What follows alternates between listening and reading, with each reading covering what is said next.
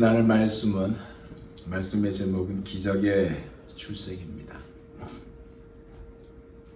우리가 지난주에요, 말씀이 육신이 되신 하나님의 정체에 대해서 우리가 나눴습니다. 기억나시죠? 아시다시피 역사 속에서는요, 말씀이 육신이 되신 이 사실을 많은 사람들이 영화로, 책으로 내려고 무척 노력을 했습니다. 그렇지만 이 영화들은 이상적으로 담아내는 것에 그쳤습니다. 특히 2006년에 만든 위대한 탄생이라는 영화가 있는데, 이 영화도요, 많은 성경 전문가들을 동원해서 도움을 받아서 철저한 검증 속에 만들었다고 하지만,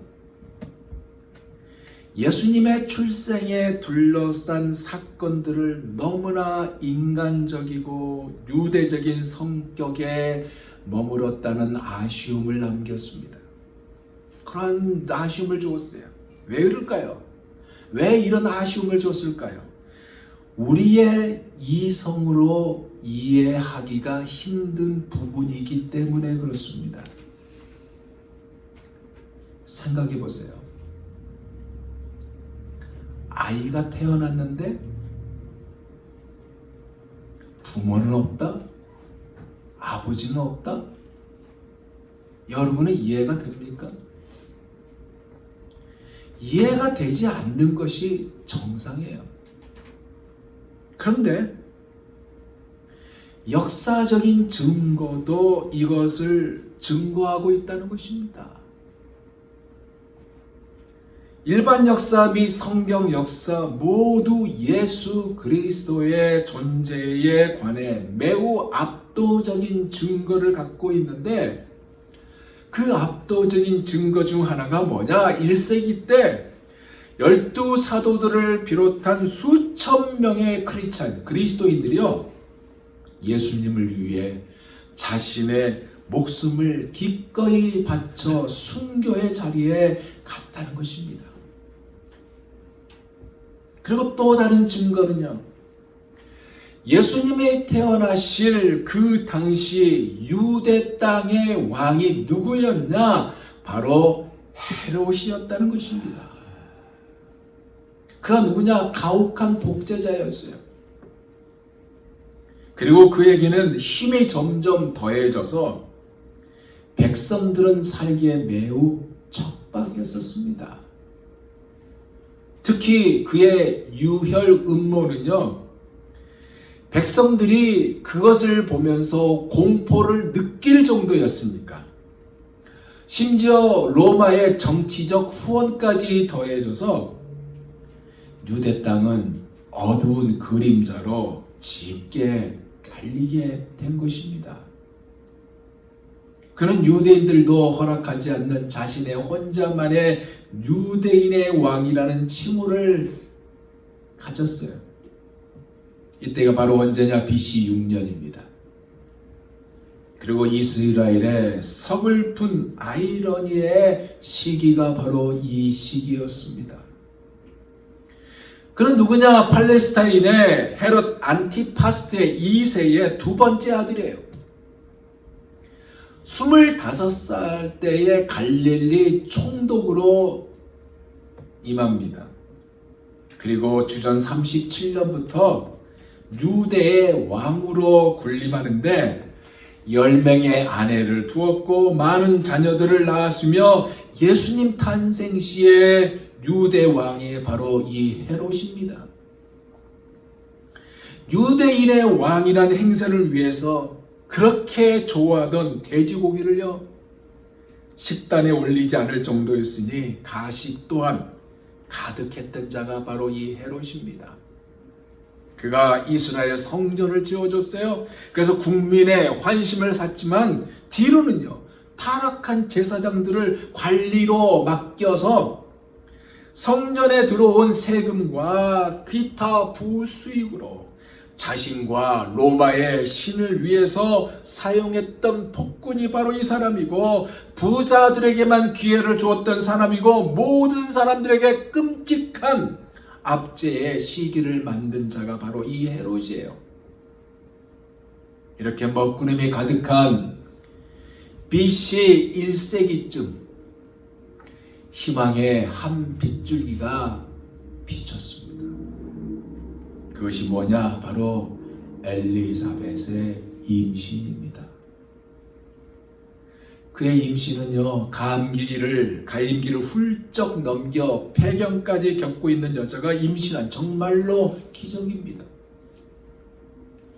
생각해 보세요. 이 부부가 자녀를 달라고, 아들을 달라고 얼마나 기도했을까요? 결혼 생활 내내 기도했을 것입니다. 그렇지만 정작 엘리사벳은 임신을 할 수가 없었어요. 잉태할 수 없었어요. 그래서 동네 사람들도요, 그녀를 가리켜 아이 못 낳은 여자, 아이를 못 낳는 여자라고 불임의 그 상황을 지적했습니다. 불임의 죄에 대한 하나님의 심판이라고 여겼기 때문에 그렇게 마음을 먹었다는 얘기예요. 아무리 남편 사가랴가 제사장이었음에도 불구하고 이스라엘의 부정에 대한 하나님의 심판의 상징으로 존재했다는 얘기예요. 이렇게 가임기가 훌쩍 넘은 아내가 아들을 낳은 것이라고, 낳은 아이의 이름을 요한이라고 하는 천사의 메시지를 사가랴가 받지 않습니까? 무슨 얘기일까요? 태어날 그 아기가 아주 특별한 목적을 받은 아주 독특한 아이였다는 것입니다. 그것이 뭐예요? 바로 메시아의 선구자가 될 사람이란 것입니다. 근데 여러분, 제가요, 이것만 얘기하면 그냥 구약의 아브라함의 경우, 즉 사라가 폐경이 다 지난 가운데서도 하나님의 긍휼과 자비로 이삭을 낳은 것과 같은 이야기로 끝납니다. 안 그래요? 하지만 핵심은 이것이 아니에요. 엘리사벳에게도 기적이 임했지만 무엇보다도 기적 중의 기적은 하나님이 친히 사람이 되셨다는 것입니다. 이것이 바로 나사렛에 있는 마리아에게 일어난 거예요. 이 나사렛은 어떤 곳이냐? 예루살렘으로부터 북쪽으로 며칠을 걸어가면 나오는 곳입니다. 꽤 되는 거리예요. 이곳은 아주 목가적인 마을입니다. 여기에 사는 여인이 바로 이 여인이에요. 히브리어로 미리아, 그리고 마리아라는 이름을 가진 여인이 이곳에 살고 있었어요. 가난한 아버지를 모시고 사는 여인입니다. 땅을 붙여 근근히 먹고 사는, 집안일을 거들며 사는 여인이 바로 이 마리아예요. 이 마을에는 대략 200여 명의 사람들이 살고 있어요. 농사도 짓고 가축도 치고, 이곳이 바로 나사렛인데, 이곳은 어떤 곳이냐? 이스라엘의 골짜기 근처이고 이스라엘의 곡창지대가 바로 이곳입니다. 그리고 나봇의 포도원이 있는 곳이 바로 이곳이에요. 특히 지대가 높아요. 그래서 움푹 파인 곳이기도 합니다. 그래서 붙여진 이름이 나사렛이에요. 나사렛의 이름의 의미는 감시한다는 의미입니다. 아마 움푹 파였기 때문에 감시하기가 좋아서 그럴 수도 있을 거예요. 로마 수비대가 이곳에 주둔하면서 감시하는 곳이 바로 이곳입니다. 그리고 나다나엘도 예수님이 나사렛에서 자랐다고 하는 이 말에 입술을 삐죽거리면서 나사렛에서 무슨 선한 것이 날 수 있느냐고 말할 정도의 이곳이 바로 나사렛이고, 그만큼 종교적 외모 관리를 중요하게 여긴 증거에서 죄된 곳이 바로 나사렛입니다. 이곳에서 하나님의 기적이 임한 거 아니에요. 하지만 예수님의 태어난 방식을 보면요, 이것과는 다른 부분입니다. 즉 사람들이 놀랄 정도인데 마태는요, 먼저 마태복음 1장 18절에 이렇게 기록하고 있습니다. 들어보세요. 예수 그리스도의 나심은 이러하니라. 그의 어머니 마리아가 동거하기 전에 성령으로 잉태된 것이 나타났더니, 핵심이 뭐예요? 동거하기 전에 성령으로 잉태된 것이 나타났다는 것입니다. 여러분, 이 말이 주는 의미가 무엇일까요? 동거하기 전에 마리아와 요셉은요, 약혼을 하였는데, 이 둘이 약혼을 했잖아요. 어떻게 약혼한지 아세요? 이곳은 가난한 동네라고 그랬습니다. 이 말은 바꿔 말하면 하루속히 헤롯의 핍박에서 벗어나고 싶은 마음이 간절한 곳이라는 얘기도 됩니다. 또 하나의 말은 지쳐있다는 말도 됩니다. 반면에 메시아의 소망으로 가득했다는 말도 돼요.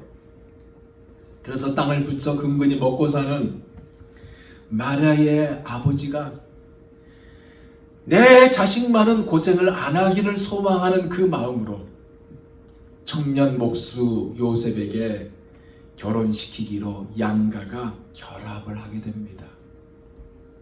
이들은 10대예요. 그래서 아직 10대들이기 때문에 미성년자의 그 변덕스러운 감정 있잖아요. 예, 좋아가지고 뭐 어쩔 줄 모르는 그 감정. 그 감정이 아닌 부모들이 맡아서 알아서 처리했던 것입니다. 여러분, 사실 1세기에 유대인들의 대부분의 결혼은 바로 이겁니다. 부모가 거의 중매했어요. 부모끼리 그냥 서로 내 딸 줘, 내 아들 줘, 이렇게 해서 서로 이렇게 했습니다. 율법에 따르면 중매는 자녀가 동의할 나이가 지나야 가능했어요. 여자는 12살, 남자는 13살부터 정혼할 수 있는 나이가 됩니다. 일단 맺어주기로 하면요, 양가 부친이 중매의 모든 세부 사항을 의논하고 법적 서약서를 작성해요. 그리고 이 서약서를 혼례식 때 낭독을 합니다.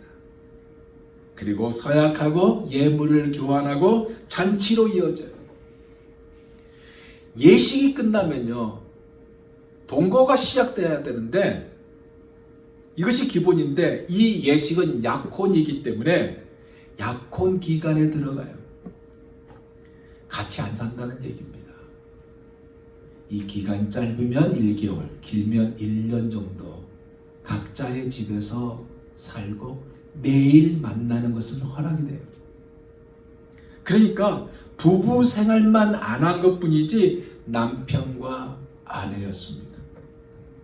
이 약혼 기간에 예수님이 성령으로 말미암아 마리아의 태에 잉태되셨다는 이야기예요.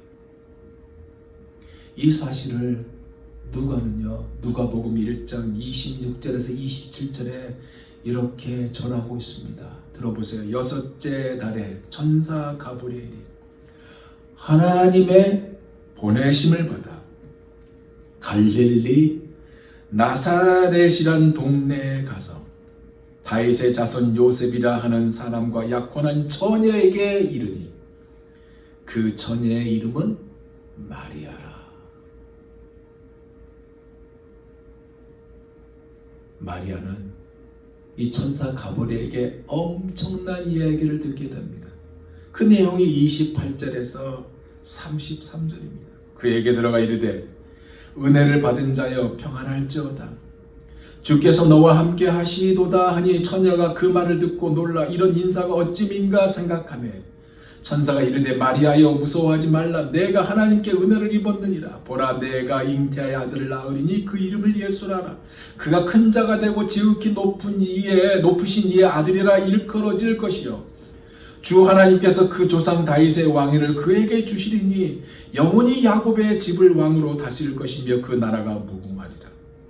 핵심이 뭐예요? 아들을 낳을 것이다. 네가 아들을 낳을 것이다. 그리고 그의 이름을 예수로 하라. 그가 세상을 구할 것이다. 이거예요. 이것이 핵심입니다. 여러분, 이 엄청난 말을 마리아가 들어요. 이 엄청난 말에 마리아의 마음은 무엇으로, 어떤 생각으로 가득했을까요?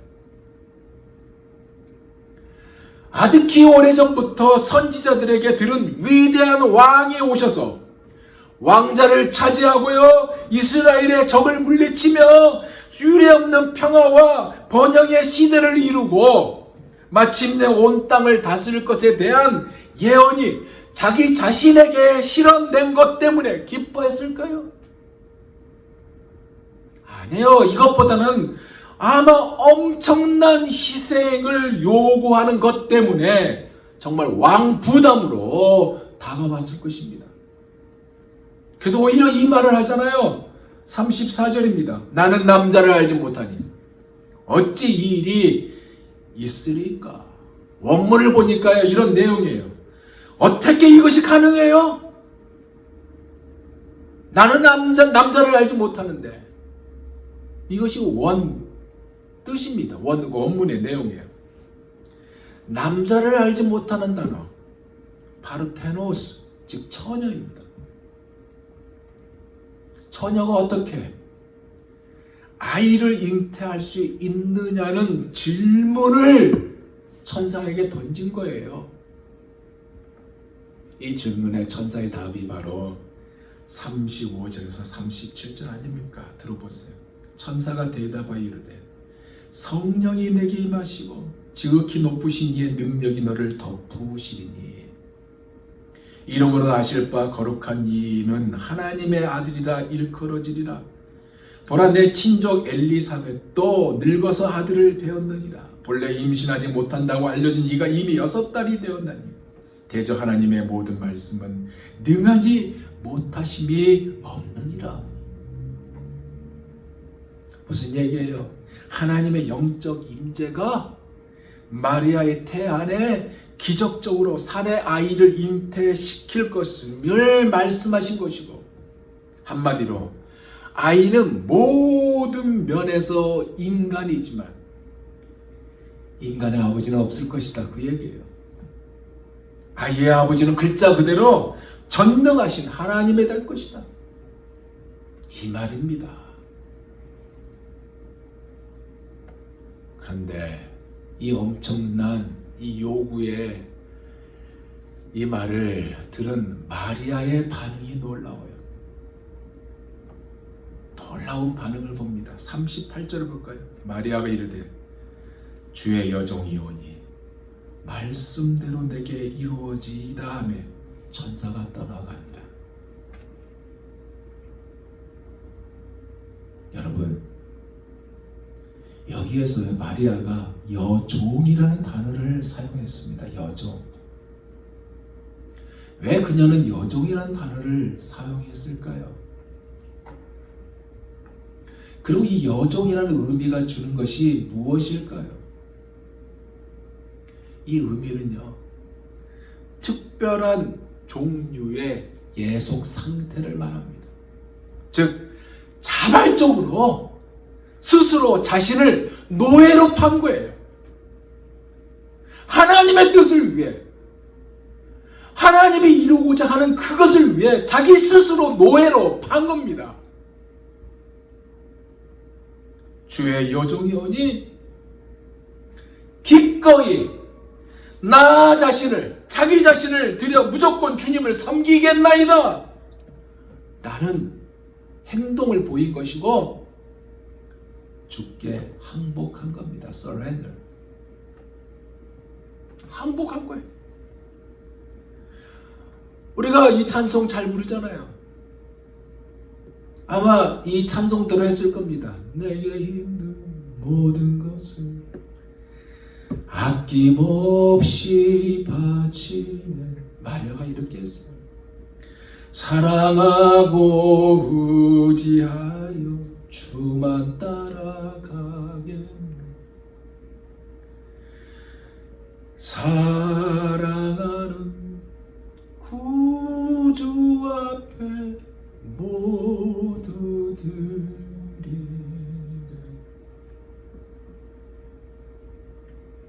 그럼에도 불구하고 여러분, 마리아에게 이 엄청난 일이잖아요. 얼마나 부담으로 왔겠습니까? 안 그래요?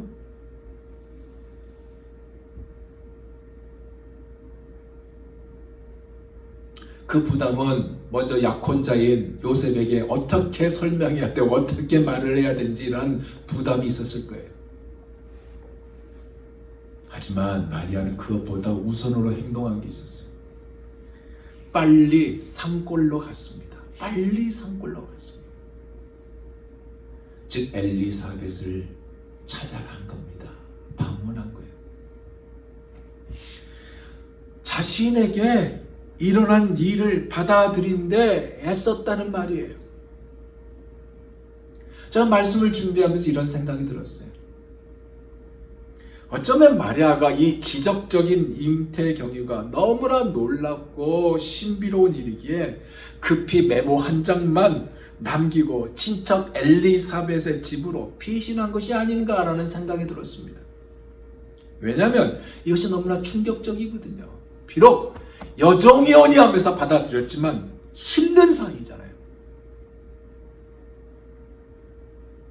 근데 이것을 누구보다 이해해줄 엘리사벳에게 찾아가 같이 나누고 싶은 마음이 간절했을 거다라는 생각이 들었습니다. 그리고 또 하나 생각은 이것을 알지 못하는 요셉, 이 상황을 알지 못한 요셉의 그림을 그려볼 수 있는데, 그가 고된 일과를 마치고 마리아를 만나려고 마리아 집에 찾아갔지 않겠습니까? 근데 마리아가 없는 거예요. 그가 유대 산골로 급히 떠나갔다는 이야기를 들었을 것입니다. 안 그래요? 요즘 같으면 핸드폰으로 어디 있어? 그러면서 지금 뭐 하고 있어? 하겠지만 핸드폰도 없잖아요. 당시에는 당사자가 와야만 그 결과를 알 수 있는 거거든요. 근데 당장 온 곳이 아니었어요. 얼마 동안 있다 온지 아세요? 무려 3개월이 지난 다음에 왔습니다. 3개월. 왔는데 청천벽력 같은 말을 마리아에게 들어요. 그리고 그녀를 쳐다보니까 버릇이 약간 불룩한 겁니다. 그것 때문에 마음이 복잡하지 않았을까요? 도무지 있을 법하지 않는 이야기를 듣게 됐고, 아버지가 없는 임신, 그 말에 망연자실해서 보이지 않는 하나님이 왕짜증으로 다가오는 겁니다. 천사가 설명하지 않았으면 정말로 더 힘든 시간을 보냈을 요셉입니다. 안 그래요? 하지만 그 말 전에 마리아의 설명을 들을 때 요셉이 저 뱃속에 있는 아이의 아버지가 누구일까라는 생각을 가졌을 것이고, 너무 화가 나서 부글부글거리는 마음을 가슴에 품고 밖으로 나가는데 문을 부술 듯한 행동까지 하지 않았을까? 그리고 어두운 곳으로 달리고 숨이 찰 정도로 달리고 그리고 나중에 지쳐서 무릎을 꿇으면서 울면서 들판과 밤하늘을 바라보는 요셉, 천사가 이야기해 주지 않았다면 몹시 힘든 나날로 보냈던 요셉을 그려볼 수 있다는 얘기입니다. 그런데 여러분, 놀라운 것은요, 너무나 놀라운 것은 이것이 다 하나님의 계획이었다는 거예요.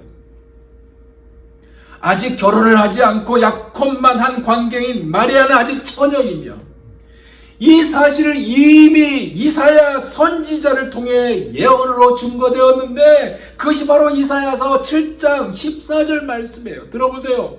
그러므로 주께서 친히 징조로 너희에게 주실 것이라. 보라, 처녀가 잉태하여 아들을 낳을 것이요 그 이름을 임마누엘이라 하리라. 무슨 얘기예요? 처녀가 아들을 낳을 것에 관한 계획이고, 이 예언을 가브리엘 천사가 요셉과 마리아에게 전달하였던 것입니다. 이 사실을 마태복음 1장 18절에 예수 그리스도의 나심은 이러하니라 그 모친 마리아가 요셉과 정혼하고 동거하기 전에 성령으로 잉태된 것이 나타났더니라고 밝혔던 것이고, 즉 가브리엘 천사의 전달 내용이 마리아가 아들을 낳을 것인데 그 이름은 예수라고 31절에 보라 내가 잉태의 아들을 낳으리 그 이름을 예수라 하니라 라고 기록하고 있다는 겁니다. 근데 여러분, 처녀가 아들을 낳는다? 이것은 믿을 수 없는 분명한 사실 아닙니까? 안 그래요? 이 소식을 들은 마리아와 요셉은 기절할 지경에 이르겠지만 마태의 기록은 이어서 이렇게 쓰고 있어요. 들어보세요. 1장 23절 보라 처녀가 잉태의 아들을 낳을 것이요 그 이름은 임마누엘이라 하리라 하셨으니 이를 번역한즉 하나님이 우리와 함께 계시다 함이라. 무엇이에요? 하나님께서 주실 징조로서 처녀가 낳는다고 예언한 아들의 이름이 임마누엘, 바로 예수이고 그가 자기 백성을 저희 죄에서 이 죄에서 구원할 자라는 사실입니다. 지극히 높으신 이 아들이며 영원한 왕이고 평강의 왕이며 구원의 주라는 사실입니다. 우리가 이 구원의 주를 높이기를 원합니다. 또한 누구든지 예수 그리스도의 보혈을 의지하는 자는요, 그 앞에 나아가 회개하는 자는요, 주님을 자기 삶의 주인으로 모시는 자는요, 하나님의 자녀가 되고 영원한 생명을 얻는 거예요. 이것을 위해 이렇게 기적적으로 오셨던 것이고 말씀이 육신이 되신 사건입니다. 그러기에 주님이 이 말씀하잖아요. 요한복음 3장 35절에서 36절 아버지께서 아들을 사랑하사 만물을 다 그 손에 주셨으니 아들을 믿는 자는 영생이 있고 아들을 순종치 아니한 자는 영생을 보지 못하고 도리어 하나님의 진노가 그 위에 머물러 있느니라. 주님이 이렇게 오셨어요. 말씀이 육신이 되셨으며 우리를 사랑하시기에 이렇게 오셨습니다. 우리가 죄인임을 깨닫고 우리를 위해, 아니 나를 위해 죽으신 예수 십자가의 피로 죄를 용서받아 예수님을 나의 주인으로 받아들이게 하시려고 예수 그리스도 안에서 새로운 피조물이 되어 천국 백성의 삶을 살게 하시려고 이렇게 오셨어요. 그러기에 성경은요, 말씀이 육신이 되신 하나님, 기적의 출생을 하신 예수님을 마리아의 아들이라고 하지 않았고 요셉의 아들이라고 하지 않았고 하나님의 아들이라고 지금 기록하고 있는 거 아닙니까? 우리가 이 믿음을 간직하기 원합니다. 우리가 이 믿음이 없으면 어떻게 될지 아세요? 천사가 전해준 이 소식을 믿을 수가 없어요. 우리가 이 믿음이 없으면 어떻게 되는지 아세요? 하나님의 아들이라는 천사의 소식을 믿을 수가 없어요. 우리가 이 믿음이 없으면 어떻게 되는지 아세요? 사람에게서 태어나는 존재가 어떻게 하나님의 아들이 될 수 있는지를 받아들이기 힘듭니다. 오늘 우리가 이 믿음으로 천사의 소식을 그대로 받기를 원합니다. 그리고 마리아처럼요, 하나님의 하시는 일이 그대로 되기를 원하는 것처럼 우리에게도 그렇게 되기를 소망하는 자리에 우리가 서기를 원합니다. 즉 먼저 그의 나라와 그 의를 구할 수 있는 우리가 되기를 원합니다. 인류를 구원하러 오신 하나님은 이렇게 기적의 출생을 하고 우리와 함께 하셨습니다. 지금도 오늘 우리와 함께하고 계십니다. 그 주님을 바라보며 이번 한 주간 승리할 수 있는 우리 모두가 되기를 예수 그리스도 이름으로 축원드립니다.